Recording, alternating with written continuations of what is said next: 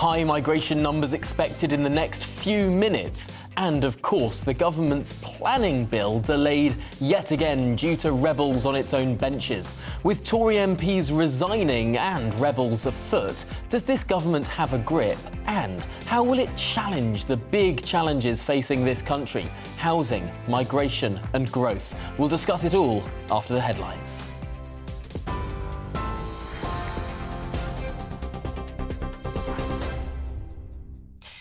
Good morning, it's 9:30. I'm Rhiannon Jones in the GB newsroom.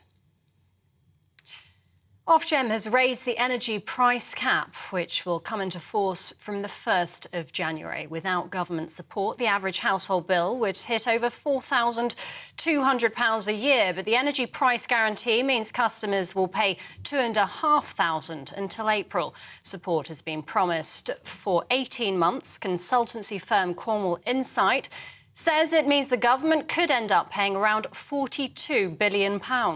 Levelling Up Secretary Michael Gove told GB News the right measures have been taken to protect people. Government is stepping in, using taxpayers' money to help people through this particular difficult winter. But it's also the case that all of us can reduce our energy usage by following certain basic principles. The best advice out there comes from the energy companies, from independent voices, but government is also playing its part, encouraging all of us to do what we can in order to keep our bills lower than they would otherwise be. 120 people have been arrested in the UK's biggest fraud sting. The police operation brought down a website which helped criminals scam thousands of victims out of millions of pounds. The site generated a spoof phone number which made it look as if calls were being made from banks, tax offices and other official bodies to target victims. Around 70,000 people in the UK will be sent a text message asking them to contact the police. Detective Superintendent Helen Rance, who leads on cybercrime for the Met, says police began investigating the site in June last year.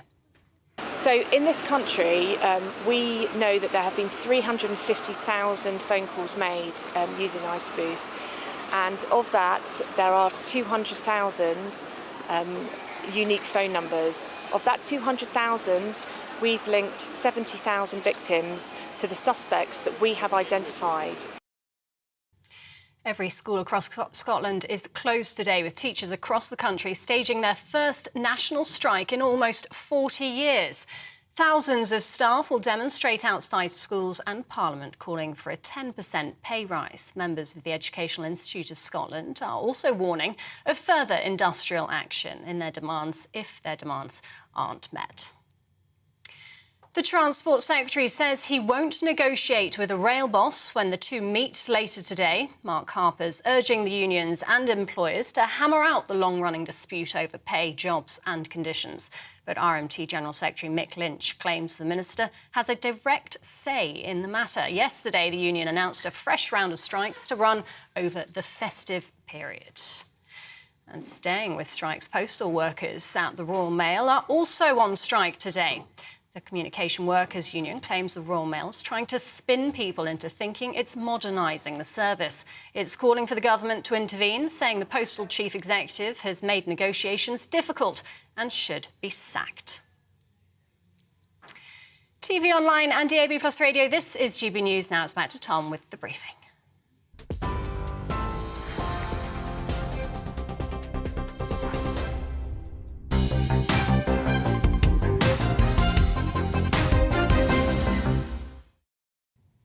Good morning, it's 9:34 and this is The Briefing with me, Tom Harwood, on your TV and your radio. Now to news that's broken in the last 3 minutes. The ONS has revealed that net migration to the United Kingdom has risen for the year to June 2022. This was, of course, expected. It's up from last year's number, which was 239,000 people in the year to June last year. We'll bring you those details very shortly. Now, we were, of course, expecting a considerable increase this year.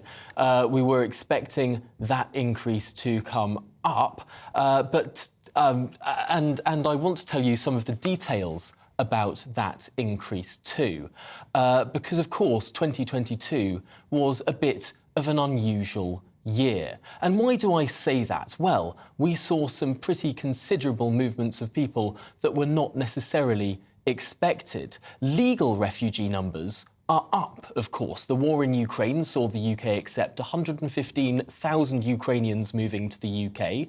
The fall of Afghanistan saw the UK accept 20,000 people from that country. And the Chinese Communist Party breaking their one country, two systems agreement over Hong Kong has seen around 140,000 Hong Kongers moving here fleeing communist tyranny. Now, not all of these numbers will have fed into the final figures, of course, but many will. And ultimately, that may well be what takes the political sting out of higher numbers this year. That 2022 has been an extraordinarily unusual year, and 2023 will almost certainly see a fall in numbers as a result. After all, it's not the number of law-abiding, tax-paying, points-based, skills gap-plugging, English-speaking legal migrants that rile up ordinary Britons. The bigger issue, the more potent issue, is that of small boats and criminal gangs across the Channel. Ultimately, that must be what the government is more concerned about. But today we're focusing on another issue, one that is somewhat related, yet broader in scope. The government this week decided to pull its Levelling Up and Regeneration Bill, which was due to be voted on next Monday. This is because almost 50 backbench rebels signed up to amendments designed to abolish housing targets and scrap what's known as the presumption in favour of sustainable development. Two key elements of the planning framework that actually get houses built. Albeit that currently very few houses are being built in the UK, hundreds of thousands fewer than similar competitors like France. The proposed amendments are estimated to suppress house building by up to 40%, on top of course, a crash in the housing sector brought about by recession. This analysis led the author of the 2019 Conservative Manifesto, Robert Colville, to rename one of these Tory amendments, calling it the Destroy the Planning System and Make the Recession Worse Amendment 2022. Colville, who was on this programme on Monday, presented evidence to show house building may fall dramatically just at a time when the economy is falling off a cliff. Colville said this amendment would make the recession worse, necessitate more austerity, thousands of job losses, and get this, a £17 billion hit to the economy. Well, with that in mind, I'm delighted to be joined by one of the rebels supporting these amendments. Bob Seeley is the Member of Parliament for the Isle of Wight. And Bob, yeah. It's a pretty strong challenge that we heard there from Robert Colville. We spoke to him on Monday. He says this will crash house building in the United Kingdom. Do you agree? No, I don't. I don't think he's...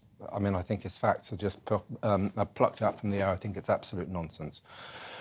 What's causing a slowdown in house building is not council saying no, because 80% of development gets approved. It's not pesky NIMBYs blocking everything, because very often they don't have the power. What's holding up development in this country is that there are about 1 million planning permissions which are land banked by the big property companies, effectively land cartels, in order to keep the price of land high, the prices of houses high, their share price high, and their bonuses high. So if you want to actually get building in this country, handing out another 100,000 permissions to Persimmons is not the way to do it. It's just nonsense. And the problem is, there are people engaged in this argument who simply don't understand how the system works and what you need to do if you want to change and improve the system. All our amendments, apart from the housing targets, scrapping the housing targets top down, are actually amendments about how we can free up the system to build more on brownfield and to disincentivise greenfield and to incentivise brownfield, because we want to see that development boom. We just want to see it on brownfield sites in existing communities where there are already shops, already services, and where young families don't necessarily need cars. So we are being typecast in a way which is sloppy, ignorant, and ill-informed. What do you say to those who say that there simply isn't enough brownfield land in the United Kingdom? And if we are going to build the houses that we need, the target that the government said, the target that was in the 2019 manifesto of 300,000 a year, that will involve some land that hasn't previously been built on. That's absolutely true. We don't have enough greenfield land everywhere. No question about it. But we have some 400,000 plus planning permissions on brownfield sites. You go up any high street in Britain, you go and walk in Newport in my patch in Ryde, and above the shops you will see empty property after empty property. We have some of the lowest density communities in Europe, and indeed in the world.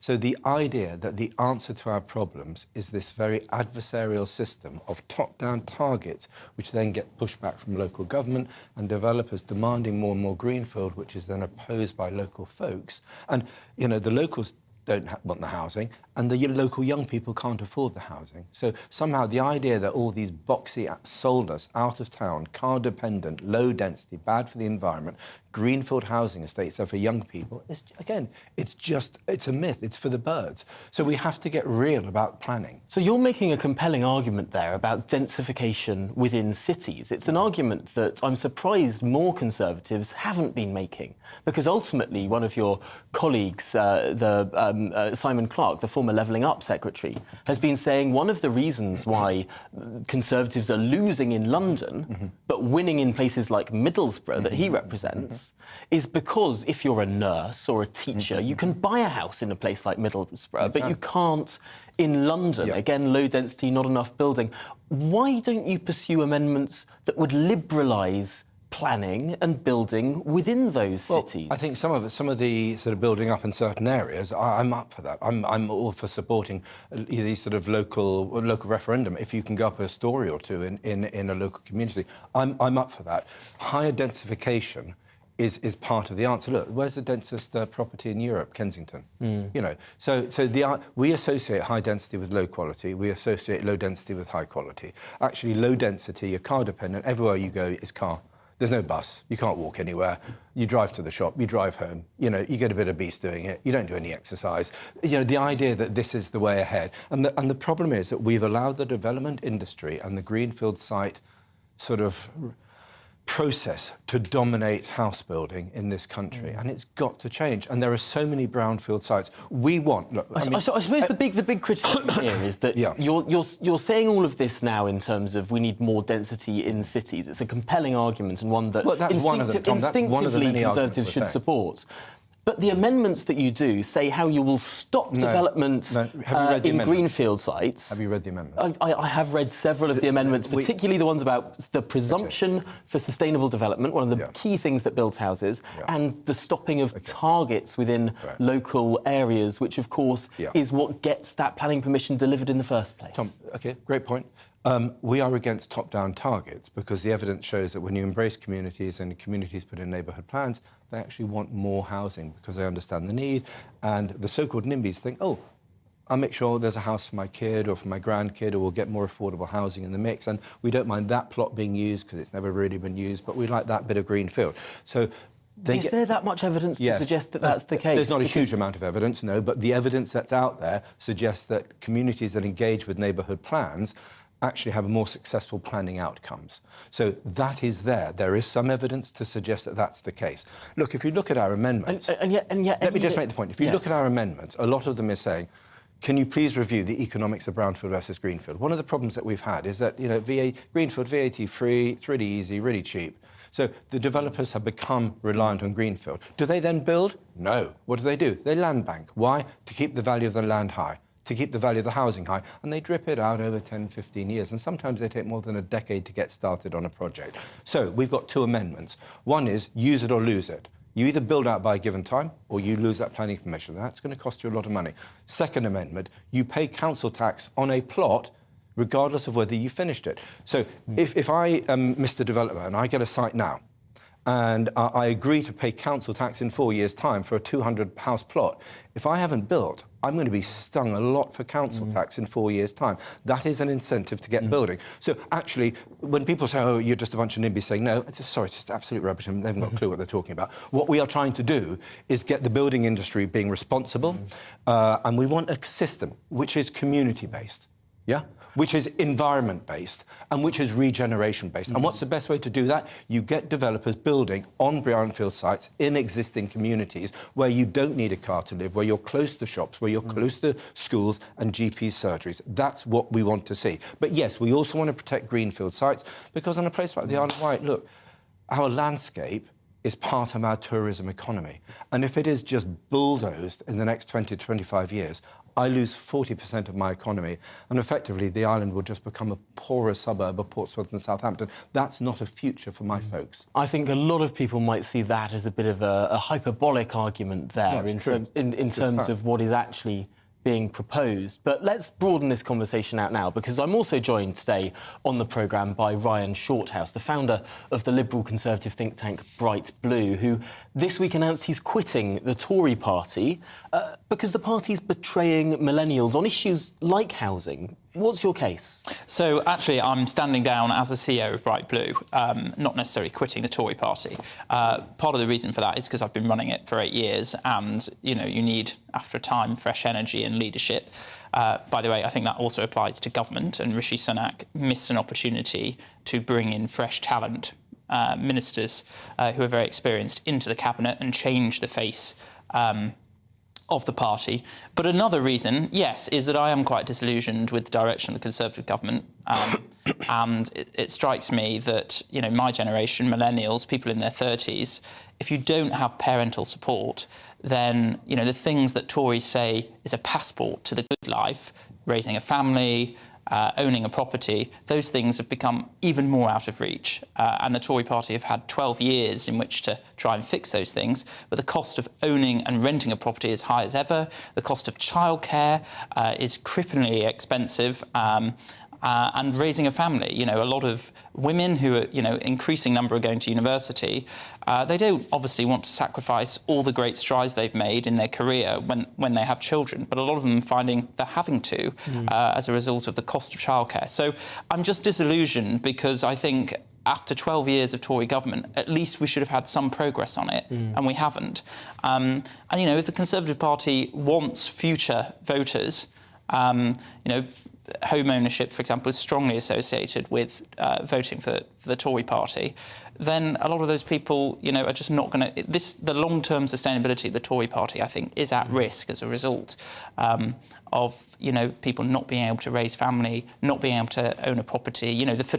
The birth rate, for example, has been going down quite substantially because a lot of people who don't have parental support are stuck in limbo. They want to go to the next stage of life but feel they haven't got the financial security to do so. Yes, no one's going to really want to have a kid if they're sharing with flatmates into their 30s or if they don't have the spare room or the facilities. But do you think that the government just doesn't understand this? Because in the last 10 years, there have been 2 attempts at planning reform. Robert Jenrick's reforms, which, of course, were shot down after that Chesham and Amersham by-election. But also there were the Nick Bowles reforms back in the coalition era that were also defeated. Every time the government's tried to build more houses or liberalise planning or go for reform in these areas, it's been shot down. Yeah, and, the Tory party's main electoral base tends to be older people, homeowners, and because of the way that the market works, you can kind of understand why people are NIMBYs. They don't want, the homes that they've saved a long time for, invested a lot of money into, the value of those things to go down. And obviously, if you have a lot more properties spoiling the view of your particular home, there's a risk there to the long-term prosperity of you and your house. But what I would say is the housing issue is not just a supply problem. And yes, particularly in the London and the South East, more homes definitely need to be built, and there's lots of evidence around that. It's also a distributional problem. And, for a long time, particularly because of low interest rates, buy-to-let investors, I think baby boomers, for example, 1 in 6 of them now own a second home. So a lot of people, because of those low interest rates, have been able to snap up properties which traditionally would have gone to first-time buyers. So we also need to think a lot more about taxation and the mortgage market to make sure that people who don't necessarily have parental support but have modest but stable incomes can afford to get onto the property ladder. And we need to think much more radically about that. It's not just a supply side issue. Yeah, but can I come in there? OK, so another one of our amendments. By the way, I'm delighted that you're not quitting the Tory party, Ryan. I misheard and I thought you were quitting over this. I'm delighted you're not. Another amendment that we have is to look at ways to free up the housing market. Is there more that we can do with last-time sellers? Is there more help for first-time buyers? Actually, when you're saying what have the Conservatives done, actually house prices have been reasonably affordable in the last 10 years because although houses have gone up, partly because we've been printing money, there's been very low cost of interest rates. So actually the cost of... Let me just say... House prices have been affordable in the last 10 years? Listen, no, I'm saying the cost of mortgages has been reasonably stable because although house prices have gone up, interest rates have been very low. So another thing that we could be doing, for example, Tom, in this country is looking at the creation of a long-term mortgage market. So if I buy a house now, I get a 30-year fixed rate. Rather than, I'm on a 5-year fixed rate, but why not get a 25-year, 30-year fixed rate so you know what you're paying over a much longer period of time? Isn't one of the big issues that we found, though, because of this over-leveraging of so many people, because these assets are now so extraordinarily expensive, so much more expensive than they were even 20 years ago in terms of times of average salaries and the rest of it? Depends where you are in the country, but certainly in the southeast. Certainly in the southeast. It's now the case that an interest rate of 5 or 6%, something that would be traditionally normal, is now crippling because people are so over-leveraged on this debt. Yes, absolutely. So again, we want to see I want to see a new era of council housing. I want a new era of affordable housing, especially on the island, because young islanders, we can't even afford the 80% discount rate. We need realistically a 60% discount rate. But a lot of the things that Ron is talking about, I don't disagree with. But the fundamental problem is just giving more permissions to developers, Ryan, does not achieve anything. Yeah, we have to find a way of getting the developers to build on brownfield sites. The win-win, the nirvana for this policy, my friend, is where greenfield is really quite expensive, but brownfield becomes cheap and plentiful, which it is. And once you get that, you will then have a building boom. I'll give you a tiny example in the Isle of Wight, Camp Hill. It's a prison, been empty for 9 years. The government has sat on it, costs like $5 million a year for upkeep all these empty prisons. It's a complete waste of money. Why not sell it to the Isle of Wight Council at a price that we can afford, and we'll start building proper affordable homes for young islanders, getting them off the list. It's quite near the county town of Newport, so the transport's doable. We're not hitting greenfield sites. So quicker government decision-making aligned with our amendment is going to make a big difference. And yet one of the big problems when it comes to that is that because of the system of sort of local consent that we currently have and planning permission as it currently stands, is urban areas are much harder to build in because they've got more neighbours to complain, whereas a green field doesn't have so many neighbours, and then it's hard. But I do want to move very quickly on. We will return to this, but related to this question of housing is, of course, the crumbling infrastructure in this country. Building transport or energy infrastructure seems to take far longer and cost far more in the United Kingdom than elsewhere. Nuclear power stations are slow and expensive. The Elizabeth line in London was delayed by years and went over budget. And for years, we've even been unable to fix a bridge in the nation's capital. And just look at the bureaucracy of it all. The number of documents submitted per nationally significant infrastructure project application has tripled, on average from 381 back in 2012 to now 1,143 in 2020. Why has this bureaucracy ballooned? And why does it take so long and so much money to build new infrastructure? Well, Sam Demetria is head of policy at Britain Remade. And Sam, you've been looking into the problem of building infrastructure in the United Kingdom. What's going wrong? I think there are a few problems. First, there's a really, really high bureaucratic load on developers trying to build things. So there's the increase in the document counts. Developers will have to fill out an environmental statement, environmental impact assessment that can stretch to around 10,000 pages. That's kind of as long as the complete works of Tolstoy plus an extra few thousand pages. So whether or not these things are read in full, whether they're actually informing decisions, is a question that I think should be asked. And fundamentally, the issue is we have a planning system where there's a real lack of certainty.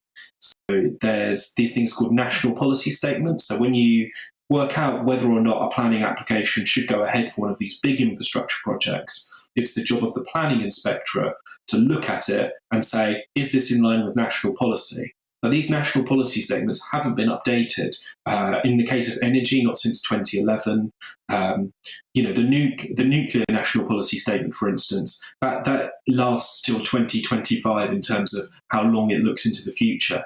none of the new nuclear power stations will actually be built by 2025. So we're in a situation where there's a real uncertainty, and this leads to legal challenges. You know, you might say, well, we want to build this road. The national policy statement says this road is needed. This is exactly the sort of project we should be funding. But then a objector to this might say, well, hang on a minute. I've noticed the government's committed to net zero. I've noticed that they've started investing a lot more in cycling. Is it still the government's policy to be doing this? And they can take that to court, and the judge might rule in favour of them. And that creates a real uncertainty and a real pressure. And that's why planning lawyers get very, very wealthy, and all these environmental consultants get very, very wealthy, because these developers are really afraid of legal challenges, so they try and cover every single base. And that's led to massive delays. You know, it takes about 22 months for something to get through the system now, and that's not factoring in the 2 years of consultations that will go on before then, probably. And it's just not working. So we need to update these national policy statements. We also need to look at more innovative ideas to get stuff built. Over in Europe, for instance, they're considering an idea of essentially saying that there are designated go-to zones for renewable energy. And in those zones, you can put in an application for a wind farm, and they'll get it, and you can get it built without having to fill out an environmental impact assessment. After all, wind power is much better for the environment than what it's going to replace. So it's just the case of this sort of ballooning bureaucracy that is stopping so much of this. Is it really so simple that by streamlining that, we'll have faster, cheaper, better infrastructure? In a way, yes. The issue isn't just the bureaucracy necessarily, it's the politicians who are afraid to make decisions. If politicians said, okay, this is what national policy is, a lot of that bureaucracy would fade away because people would know what they're trying to work up.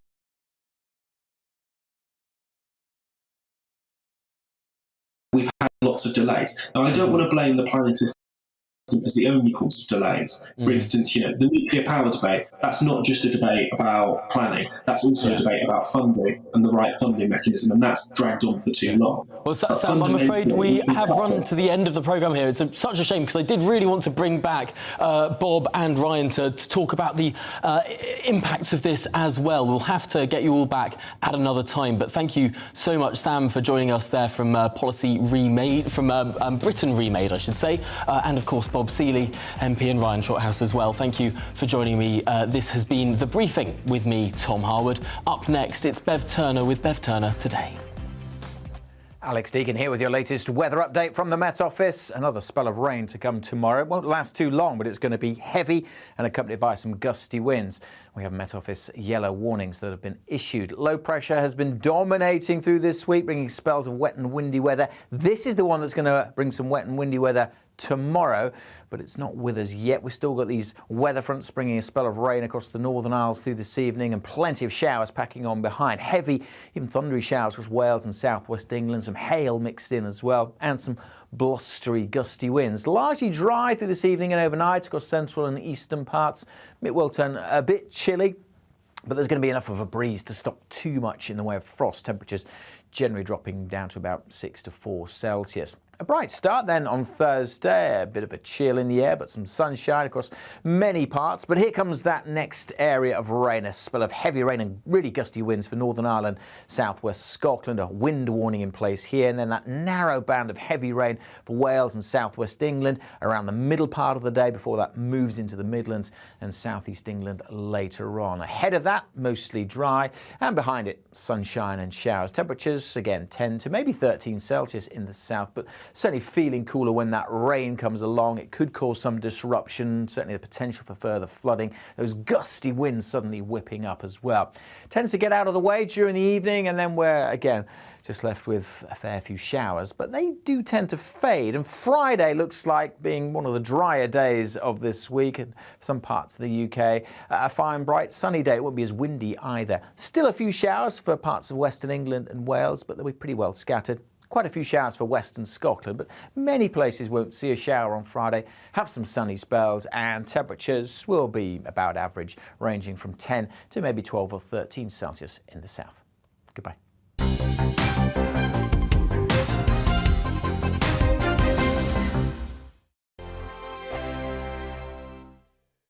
Monday to Thursday nights on GB News. At 6, it's Dubes & Co. 7 o'clock, Farage.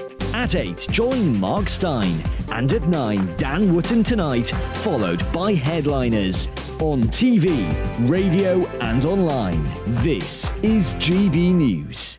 On the Mark Stein Show, we cover the stories a lot of people are scared even to mention. The stuff that really matters with some of the world's biggest thinkers. Now is his opportunity to kind of take the steering wheel of history. Break away from the flop at 8 o'clock on GB News with the Mark Stein Show.